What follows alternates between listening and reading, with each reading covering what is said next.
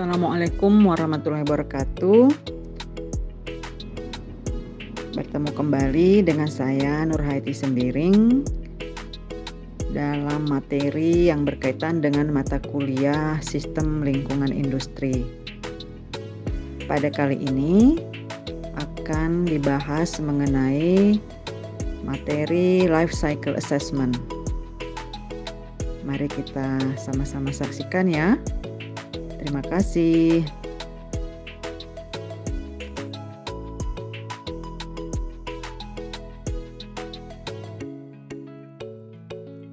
Pembangunan yang berkelanjutan dapat didefinisikan sebagai suatu bentuk pembangunan yang dapat memenuhi kebutuhan saat ini tanpa mengabaikan kemampuan generasi selanjutnya untuk memenuhi kebutuhan hidup.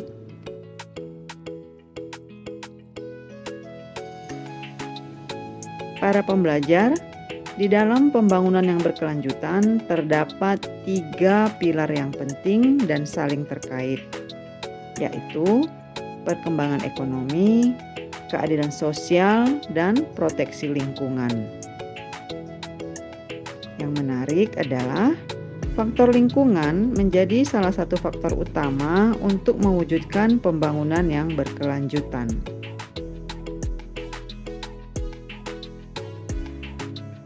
Sektor perindustrian memiliki peranan yang sangat penting dalam konsep pembangunan berkelanjutan. Karena aktivitas industri tidak hanya akan menjadi penggerak roda ekonomi, tapi juga dapat menyebabkan penurunan kualitas lingkungan.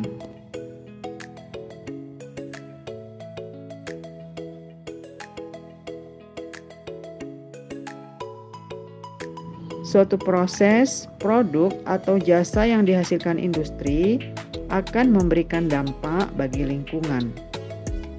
Penilaian daur hidup merupakan salah satu teknik untuk membantu suatu industri dalam memahami dampak lingkungan dari sebuah produk yang dihasilkan.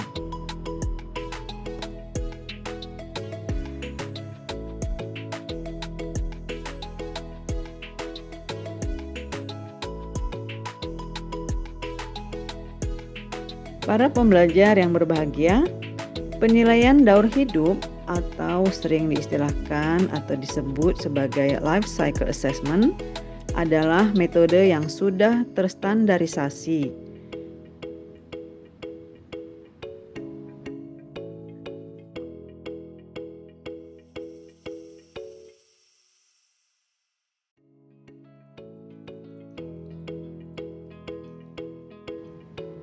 Melalui standarisasi ini, terdapat cara-cara untuk menilai potensi dampak lingkungan yang berkaitan dengan proses produksi ataupun layanan jasa dengan menghitung dan mengevaluasi konsumsi sumber daya alam dan keluaran ke lingkungan dalam seluruh tahap pada siklus hidup produk atau jasa, mulai dari ekstraksi bahan baku sampai dengan pembuangan limbahnya.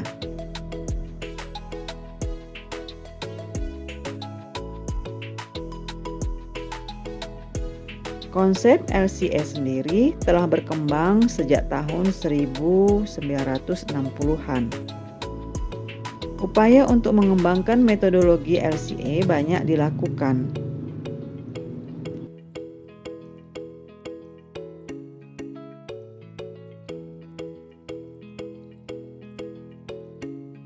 Sebagai contoh, upaya untuk mengembangkan metode LCA pada industri makanan.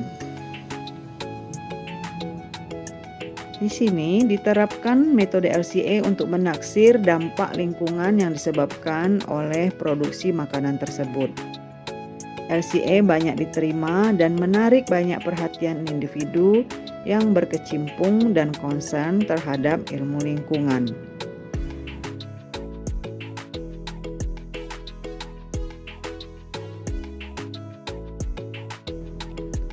Setiap langkah LCA dijelaskan dalam standar internasional ISO 14040 dan juga ISO 14041. Langkah-langkahnya senantiasa berulang. yakni tingkat dari detail dan usaha akan tergantung pada tujuan penelitian yang dilakukan. Langkah-langkah tersebut yaitu pendefinisian tujuan dan ruang lingkup analisis inventory, kemudian analisis dan penakaran dampak, serta diakhiri dengan interpretasi.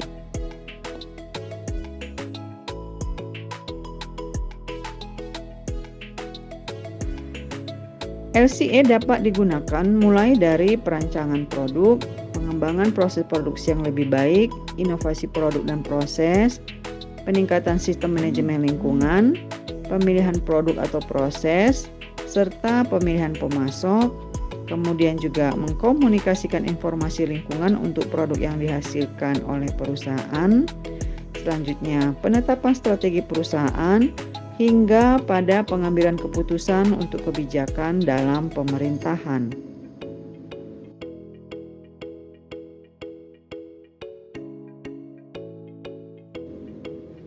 Para pembelajar yang berbahagia, LCA merupakan suatu alat ukur kuantitatif untuk pembangunan berkelanjutan.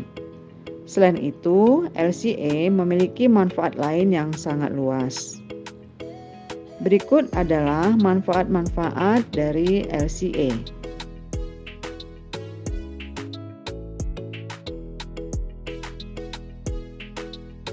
Yang pertama, LCA dapat membantu pengambil keputusan untuk mengambil keputusan yang lebih baik terkait dampak lingkungan dari suatu produk, proses, atau layanan. Dengan menggunakan LCA, para pengambil keputusan dapat mengetahui dampak lingkungan dari setiap tahap siklus hidup dan memilih alternatif yang paling berkelanjutan.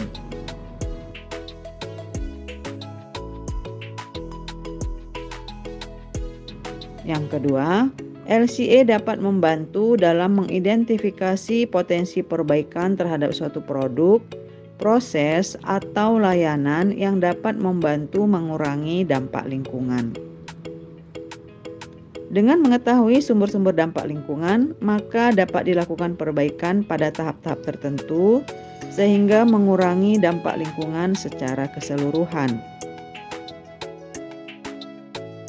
Yang ketiga, LCA dapat membantu dalam mengurangi biaya terkait pengelolaan limbah, penggunaan energi, dan penggunaan sumber daya alam.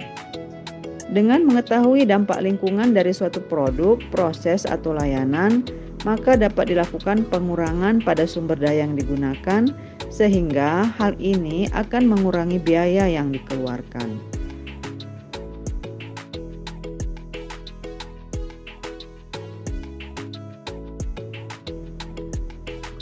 Selanjutnya, dapat meningkatkan citra perusahaan dengan menunjukkan bahwa perusahaan memiliki kesadaran lingkungan yang tinggi dan bertanggung jawab terhadap dampak lingkungan yang dihasilkan.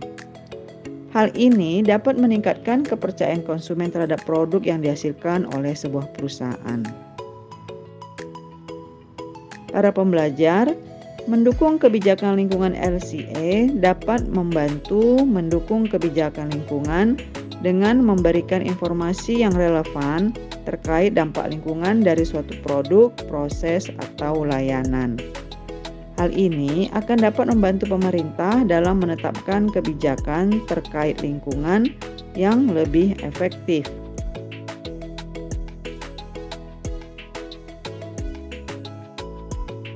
Yang kelima adalah mengkaji akibat daur hidup sesuatu produk terhadap area.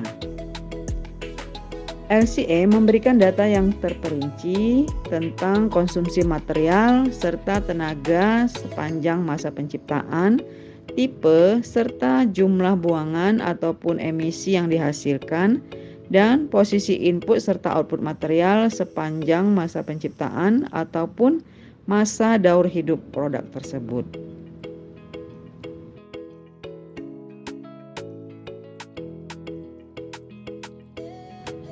Para pembelajar, pendekatan LCA dapat dilakukan dengan 4 pendekatan yang terdiri dari gate to gate, cradle to gate, cradle to grave, dan cradle to cradle. Mari kita bahas satu persatu ya.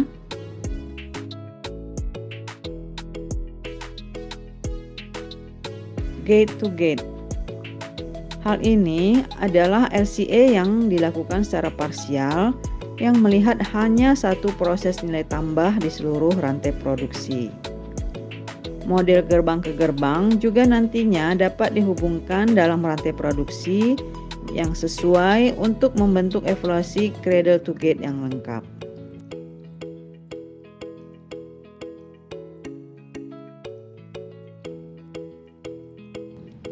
Selanjutnya, yang kedua adalah cradle to gate.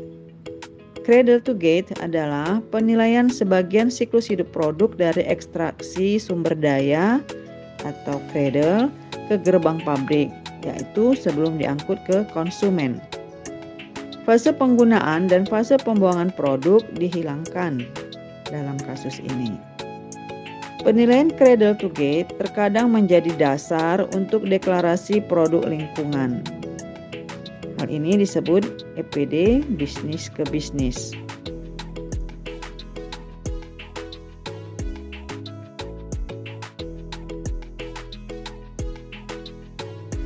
Salah satu penggunaan signifikan dari pendekatan cradle to gate adalah menyusun inventaris siklus hidup dengan menggunakan cradle to gate. Hal ini akan memungkinkan LCA mengumpulkan seluruh dampak yang mengarah ke sumber daya yang dibeli oleh fasilitas. Mereka kemudian dapat menambahkan langkah-langkah yang terlibat dalam transportasi mereka ke pabrik dan proses pembuatan agar lebih mudah untuk menghasilkan nilai cradle to gate mereka pada produk yang mereka hasilkan.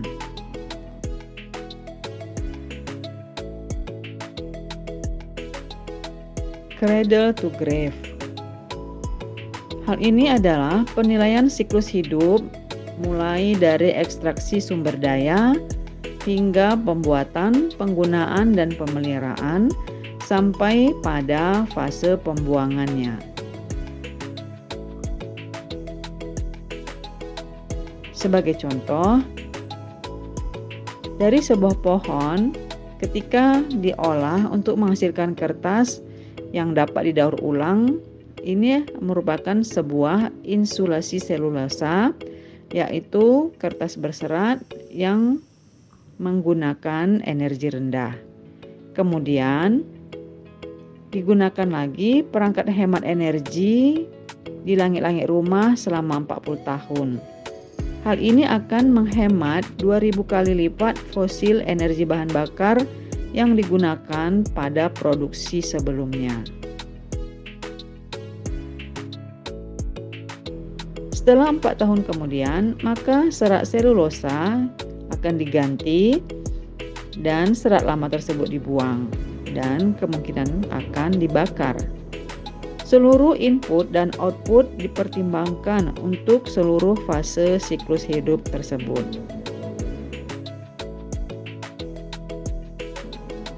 Yang keempat, cradle to cradle. Hal ini merupakan jenis khusus penilaian cradle to grave, yakni langkah pembuangan akhir masa pakai produk merupakan proses daur ulang. Hal ini adalah metode yang digunakan untuk meminimalkan dampak lingkungan dari produk.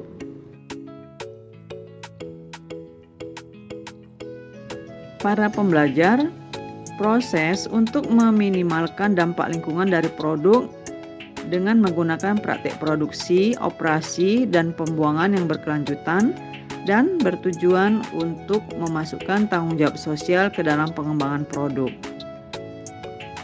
Dari proses daur ulang, produk baru dan identik, misalnya perkerasan aspal dari aspal yang dibuang, botol kaca dari botol kaca yang dikumpulkan, atau produk yang berbeda, misalnya insulasi wall kaca dari botol kaca yang dikumpulkan, dan ini semuanya berasal dari proses daur ulang.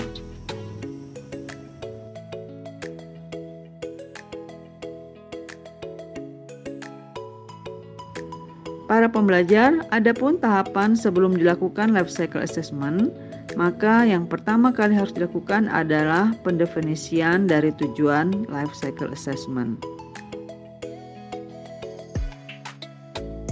Menurut Curran, tujuan dari analisis life cycle assessment antara lain adalah membandingkan suatu produk atau proses baru dengan kompetitifnya, kemudian memilih alternatif produk atau proses yang lebih ramah lingkungan, dan menganalisis dampak lingkungan dan ekonomi dari suatu proses kerja.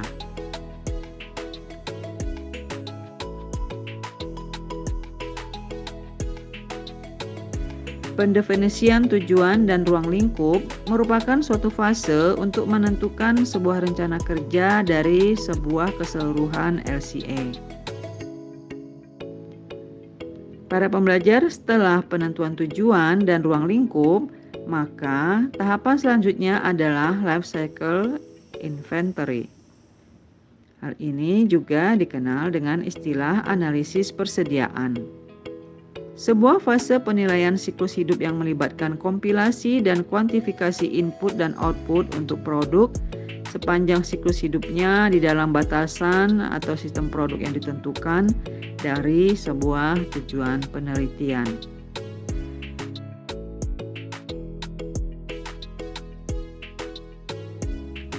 Data berikut yang harus dikumpulkan adalah data input-output untuk produksi bahan baku yang digunakan untuk menghasilkan sebuah produk.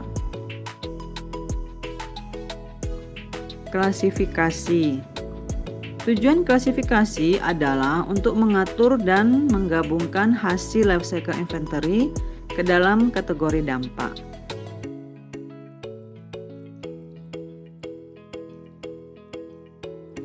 Para pembelajar, untuk LCI, item yang berkontribusi terhadap hanya satu kategori dampak, maka prosedur ini merupakan tugas yang sederhana. Sebagai contoh, emisi karbon dioksida dapat diklasifikasikan ke dalam kategori pemanasan global. Untuk LCI, produk yang berkontribusi terhadap dua atau lebih kategori dampak yang berbeda, maka aturan tersebut harus ditetapkan untuk masing-masing klasifikasi. Yang ketiga, characterization. Karakterisasi dampak menggunakan faktor konversi berbasis ilmu pengetahuan. Hal ini disebut faktor karakterisasi yang mengkonversi dan menggabungkan hasil LCI menjadi indikator perwakilan dampak terhadap kesehatan manusia dan ekologi. Faktor-faktor karakterisasi juga sering disebut sebagai faktor kesetaraan.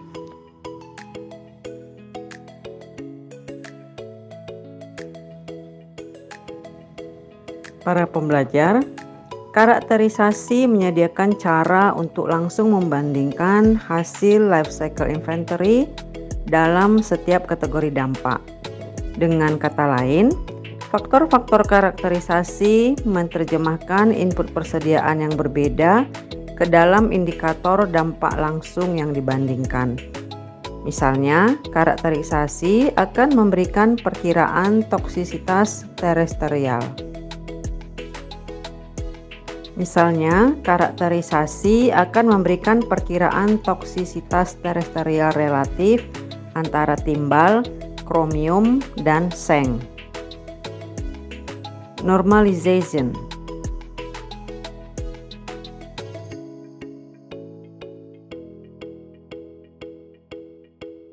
Normalisasi adalah alat life cycle impact assessment yang digunakan untuk menyatakan data indikator dampak dengan cara yang dapat dibandingkan antara kategori dampak. Prosedur ini menormalkan hasil indikator dengan membagi nilai referensi yang dipilih. Tujuan dan lingkup life cycle assessment dapat mempengaruhi pilihan dari nilai referensi yang sesuai. Langkah yang berikutnya adalah grouping. Pengelompokan memberikan kategori dampak ke dalam satu atau lebih set untuk lebih memudahkan interpretasi hasil ke wilayah tertentu yang menjadi perhatian. Weighting. Bobot langkah juga disebut sebagai penilaian dari life cycle impact assessment, dan ini memberikan bobot atau nilai relatif terhadap kategori dampak yang berdasarkan kepentingan yang mereka pahami atas relevansi yang ada.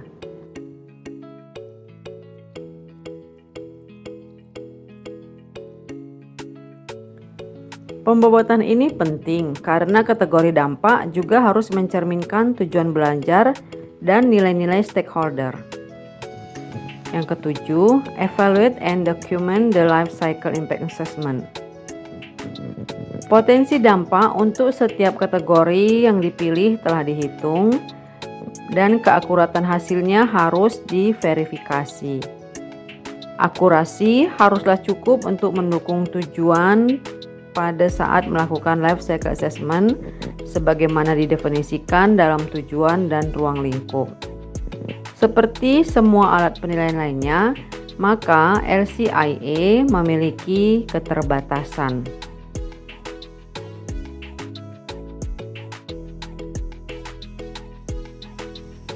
Meskipun proses LCIA mengikuti prosedur yang sistematis, ada banyak asumsi dan penyederhanaan serta pilihan nilai subjektif dan tergantung pada metodologi LCIA yang dipilih.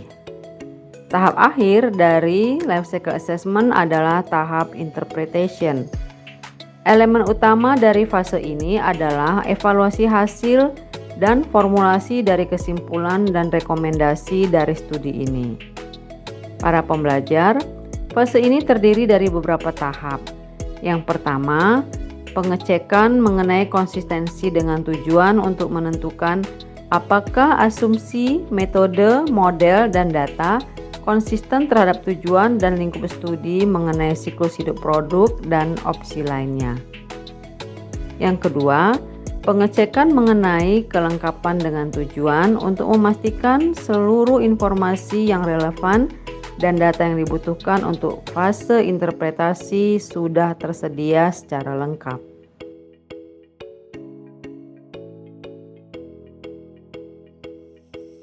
Yang ketiga, analisis kontribusi, yakni terjadinya perhitungan kontribusi keseluruhan pada hasil dari berbagai faktor.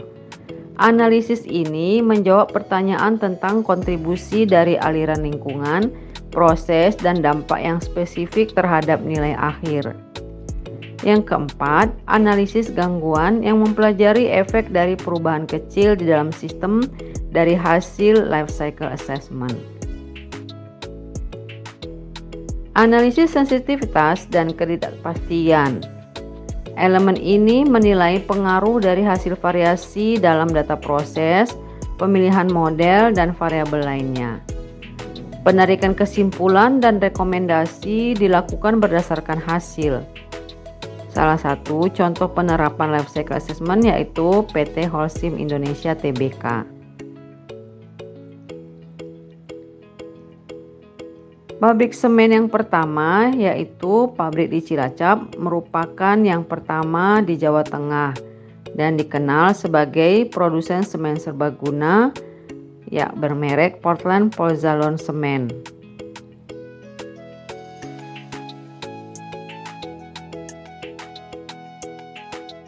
Perusahaan semen ini menerapkan LCA dalam membuat produk semen dengan 4 tahapan diantaranya. Yang pertama, Goals and Scope. Penelitian dilakukan pada bulan Mei hingga Agustus 2012 dan mengacu kepada langkah-langkah studi LCA berdasarkan ISO 14040 tahun 2006 yang dibagi menjadi 4 tahap yaitu tahap identifikasi awal, tahap pengumpulan data, tahap pengolahan data, dan tahap interpretasi hasil dan kesimpulan.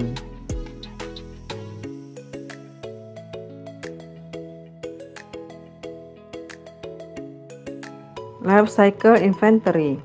Inventory dilakukan berdasarkan input dan output material di dalam sistem. Data input terdiri dari kebutuhan bahan baku, energi atau listrik, air, dan alat transportasi yang digunakan. Perhitungan berdasarkan pada faktor klinkernya yang akan diproduksi. Faktor klinker ditetapkan berdasarkan pertimbangan pada hasil laboratorium di pabrik dan kebijakan perusahaan.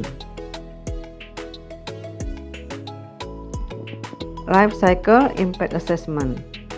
Pada penelitian yang menggunakan pendekatan cradle to gate dengan alasan bahwa kondisi skenario 1, 2, 3, dan 4 yang dapat dibandingkan kinerjanya terhadap lingkungan karena adanya perbedaan penanganan akibat digunakannya bahan bakar dengan formulasi yang berbeda. Hal ini karena proses pengolahan bahan baku hingga menjadi produk semen dilakukan pengamatan. Perhitungan pada penelitian ini menggunakan basis 1000 kg produk semen untuk keempat skenario. Yang pertama, bahan bakar yang digunakan adalah 100% batu bara dengan faktor rasio klinker sebesar 0,95. Yang kedua, bahan bakar yang digunakan adalah campuran 90% energi yang berasal dari batu bara dan 10% berasal dari biomasa sekam padi dengan faktor rasio klinker sebesar 0,75. Yang ketiga, bahan bakar yang digunakan adalah campuran 50% energi yang berasal dari batu bara dan 50% berasal dari biomasa Miscanthus giganteus dengan faktor rasio klinker sebesar 0,75. Yang keempat, bahan bakar yang digunakan 100% biomasa Miscanthus giganteus atau alang-alang raksasa dengan faktor rasio klinker.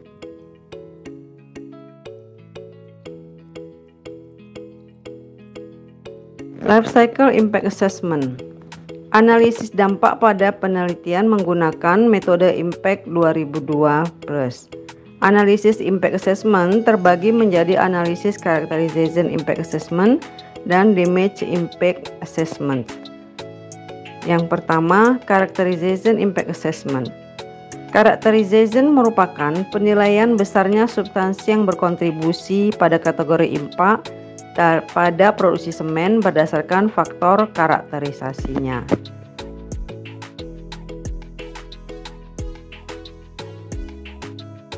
Selanjutnya adalah Damage Impact Assessment. Analisis Damage Impact Assessment digunakan untuk mengevaluasi dampak kerusakan yang dihasilkan berdasarkan dampak karakterisasinya. Analisis ini berguna sebagai bahan pertimbangan dalam pengambilan keputusan untuk memperbaiki performa lingkungan.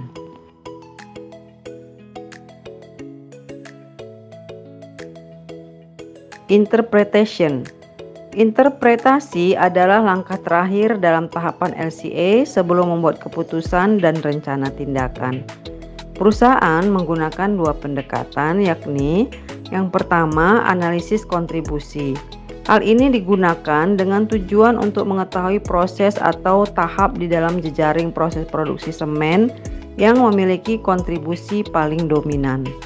Yang kedua, analisis perbaikan, yakni penentuan prioritas alternatif perbaikan lingkungan yang didasarkan pada beberapa kriteria. Kriteria tersebut adalah sarana dan prasarana serta kebijakan.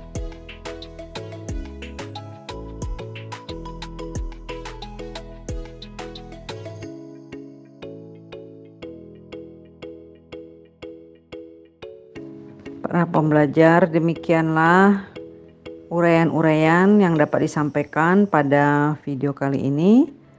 Semoga kita sama-sama mendapatkan manfaat dari hal-hal yang telah disampaikan. Terima kasih atas perhatiannya. Mohon maaf apabila masih terdapat kekurangan. Billahi taufiq wal hidayah. Assalamualaikum warahmatullahi wabarakatuh. Salam sehat selalu.